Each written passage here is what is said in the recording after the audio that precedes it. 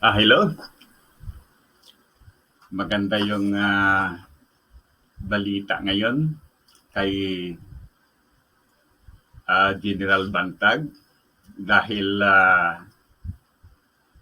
na-interview siya kanina. So that's well and good. Sa bagay, very good din dahil at least narinig natin yung mga bagay-bagay na sinabi niya. So that's good. But then, siyempre, selected kwan lang yon mga media man. Yung kanilang mga kaalyado. Okay. Sa bagay, at least naipaliwanag niya yung mga ilang bagay, yung mga pangyayari ayon sa kanya. Ang naging mortal na magkaaway ngayon ay Rimulya versus Bantag. So, abangan natin kung ano ang magiging result nito, no? Okay. But of course, in general, medyo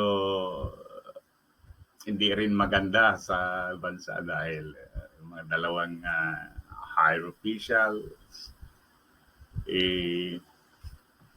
nag-aaway sa mga bagay pala na sa ating mga ordinaryong tao, parang hindi natin maisip na mangyayari yon. Siyempre, yung mga label ng mga taong yan talagang malawak ang experience sa government, very, very knowledgeable yan. But then parang ganun lang pala itong mga nasa higher ups, away-away, ganito, hindi ako siya, and so on, ano. Okay. Ang masasabi lang natin bilang isang ordinaryong Pilipino, actually, wala tayong pinapanigan dyan, ano. Actually, para sa akin, itong si Rimulya ay talagang may kwan din yan. Imagine yung kanyang anak ay talagang caught in act. Na in possession of yung high grade marijuana. So parang hindi ordinary yan na imagine ikaw yung ang tatay mo ay isang napaka taas na official sa government. Ngunit yan na nahulian ka ng marijuana. Napaka talagang masamang example sa mamamayang Pilipino. Sana nga itong ang dream ko, itong mga nasa matataas na official, talagang sinasaluduhan natin yan, hindi lang sa kanilang serbisyo, kundi yung kanilang kalilisan, sa kanilang personality,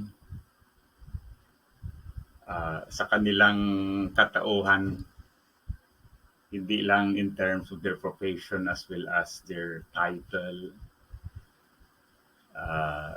yung kanilang educational background, gano'n. Okay, so in-expect ko rin noon na he will resign para hindi niya ma-influensyan yung proceeding ng pagliti sa kanyang anak. But then sabi niya, hindi ako makikialam diyan. Let justice takes its own course. hindi raw idadaan yung yung yung proceeding sa kanyang office. But in the fact that he is the father of the accused, something yan kahit na hindi magsasabi yan, hindi magsasalita, hindi mag-act. So nandyan na yan eh. Indirectly, mapan niya yan, ma-influensyan yung proceeding indirectly. Okay. Kasi halimbawa yung ikaw ay nagtatrabaho sa isang opisina, let's say government offices. Then yung boss mo mayroon siyang mayroon siyang gustong ipagawa sa iyo, ngunit hindi niya masabi, kahit na hindi niya sabihin, then you have to act on it. Although not in all cases. Okay, ganon ang alam kong mangyayari. So he has to resign. Ang dami naman ng mga Pilipino na siguro more qualified din.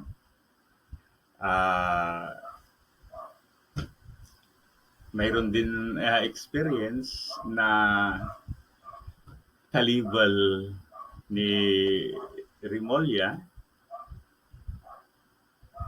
at saka talagang much cleaner, mas malinis as far as yung mga ganong accusation. Kaya lang, alam mo na, a political dynasty, sometimes we have to act based on ang isang consideration is politics. Although, hindi naman lahat siguro. Okay. So, yan. Kung sino man ang nagsasalita ng totoo sa kanilang dalawa, then siguro malalaman natin later. Okay, so ito naman si Bantag. Kung ako sa kanya, so why not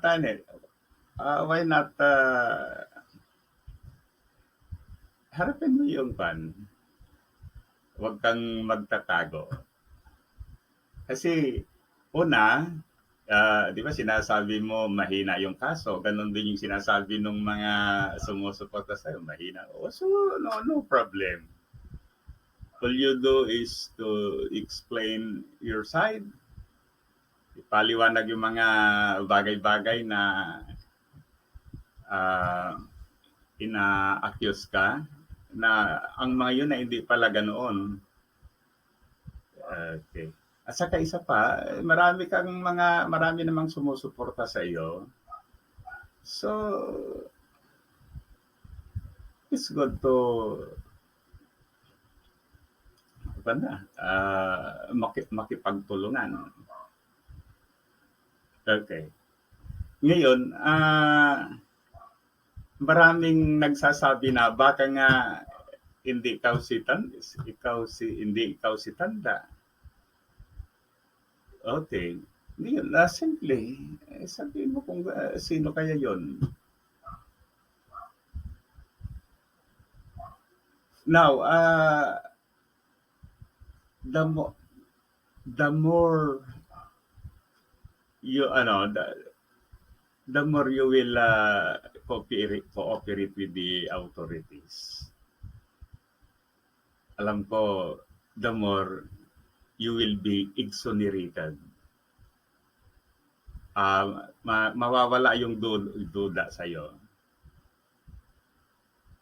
At kung mayroon man ibang anong tawag yan? Yung pinaka mataas sa pagplano ng mga hindi maganda. Yung may master sa kakayahan kasi mastermind. Okay. Kung talagang hindi akaw, so mabuti rin malaman yung katotohanan.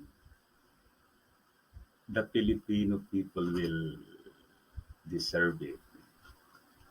They deserve to know the truth. Okay. At saka, the more you will be in hiding, the more na hindi mo maipapaliwanag yung mga maraming accusations sa'yo. Ano ba yung nakuha ko kahapon? Yung kubol, yung mga kwarto. Okay. The more, maipaliwanag mo yon pag hindi mo maipapaliwanag yan once you are in hiding. Okay? So, yung ngayon, assuming nga na talagang nilinis mo ang Bucor, ano? Assuming nga na nalinis mo, dapat alamin natin kung paano na nakapasok yung mga kontrabando sa Bucor area. Ngayon, ikaw lang ang makakatulong para magawa natin yung istorya, no, kung paano nakapasok ito. Okay? At saka, kung minsan talaga mahirap ang mapunta sa mga juicy position in the government. Kasi tingnan mo yung pribilehyo, yung benefits, yung power, yung authority. Kahit na yung mga taong straight at times nagiging crooked. Okay. Pero basta ang sinasabi ko, as of this time, hindi pa ako talagang hindi ka involved doon. Pag ipapaliwanag mo kung paano